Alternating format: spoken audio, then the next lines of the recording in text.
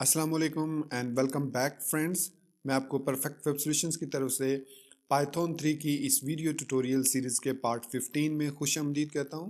दोस्तों, मेरा नाम इमरान कासिम है और आज के इस पाइथन 3 के वीडियो ट्यूटोरियल में हम शॉर्ट सर्किट कोड एवेल्युएशन देखेंगे कि शॉर्ट सर्किट एवेल्युएशन क्या होती है, जो कि हम लॉजिकल ऑपरेटर्स के साथ यूज़ करते हैं और इसके साथ हम कंडीशनल स्टेटमेंट को भी यूज़ करते हैं।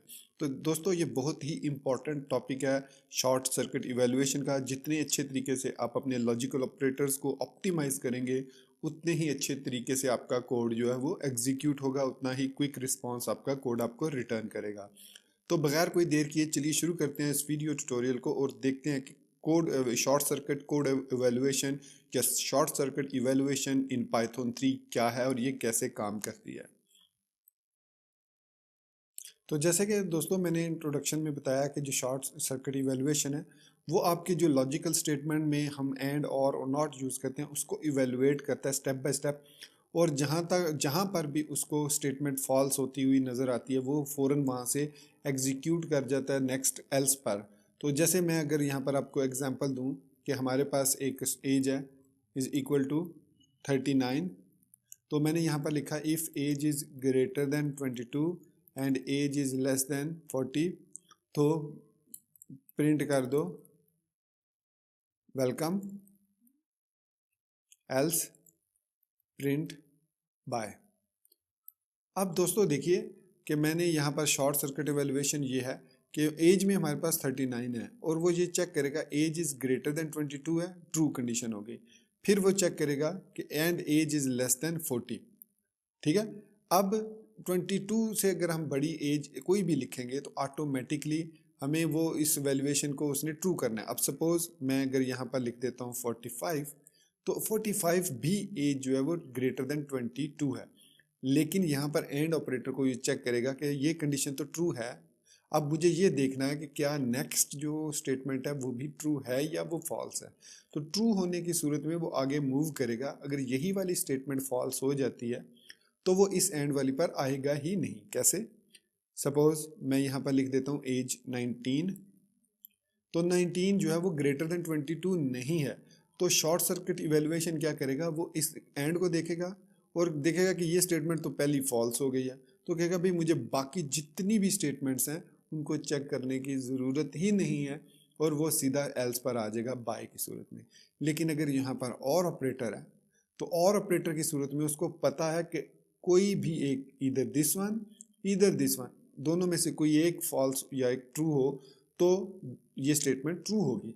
दोनों को फॉल्स होना या दोनों का ट्रू होना ज़रूरी नहीं है और में किसी एक का भी ट्रू होना ज़रूरी है। जबकि अगर दोनों फॉल्स होंगी तो वो उनको फॉल्स करेगा। तो ऐसी कंडीशन में वो चेक करेगा कि एज इज़ ग्रेटर देन 22 है तो एज इज़ 19 है, वो इसको कहेगा जी ठीक है ये फॉल्स हो गई। लेकिन चूंकि आगे और ऑपरेटर है तो वो इसको चेक करेगा age is less than 40, definitely age is less than 40, तो वो प्रिंट कर देगा वेलकम। तो क्यूरीज जब आप लॉजिकल ऑपरेटर्स लिखते हैं तो मेक श्योर कीजिए कि आपने जो अपने एक्सप्रेशंस या कंपैरिजन किए हैं वो प्रॉपरली किए हैं या नहीं और उनके लॉजिकल ऑपरेटर आपने प्रॉपरली यूज़ किए हैं या नहीं। अब मैं इस कोड को अगर एग्जीक्यूट करता हूँ तो आपने देखा उसने हमें वेलकम रिटर्न कर दिया। हालांकि अगर खुद से देखा जाए तो एज जो है वो ग्रेटर देन 22 नहीं है, लेकिन एज जो है वो लेस देन 40 तो ज़रूर है। तो अगर ये फिर हम क्या चाहते हैं कि हम ये चाहते हैं कि एज 22 से ग्रेटर हो और जो एज है वो लेस देन 40 हो, सिर्फ उनको ही वेलकम करे। तो इसकी एक तो इसका तरीका ये है कि आप यहाँ पर एंड ऑपरेटर यूज़ कर लें, then it will work and will show you bye, right. इसका एक दूसरा तरीका ये है कि आप शॉर्ट हैंड नोटेशन या आप जो मैंने लास्ट वीडियो ट्यूटोरियल में बताया था एक्सप्रेशन कैसे लिखते हैं कि आप यहाँ पर age is greater than equal to इस तरह लिख लें और इस तरीके से इफ़ 22 और if age is less than 40, अब इस सूरत में हमें वो बाय रिटर्न करेगा। ठीक है, क्योंकि एज जो है वो लेस देन 22 है तो डेफिनेटली उसको बाय प्रिंट करना चाहिए। इसी तरीके से हमने कहा था कि इसको और भी शॉर्ट कर लिया जाता है। तो इसकी मदद से जो हमारा जो शॉर्ट सर्किट इवैल्यूएशन है वो और ज़्यादा अच्छे तरीके से काम करते हैं कि अगर दो ही वैल्यू हो तो हम सिंपली लिख सकते हैं प्रिंट वेलकम इफ एज 22 से ग्रेटर देन और लेस देन 40, एल्स बाय। ये देखिए, ये हमने एक और इसी तरीके से स्टेटमेंट लिख ली। ये हमने लास्ट वीडियो ट्यूटोरियल में भी इसको देखा था, लेकिन मेरा मकसद समझाने का ये है। अब यहाँ पर वो कह रहा है कि यहाँ पर आपके कोड में कोई प्रॉब्लम है। Print welcome if age is greater than equal to 22 and less than 40 else bye. एक मिनट, यहाँ पर आई थिंक मसला ये है, age is greater than equal to 22 and age is less than 40, ऐसे लिखना था हमें। आई थिंक सेव किया, इसको रन किया, तो अब वो उसने हमें जो है वो बाय रिटर्न कर दिया।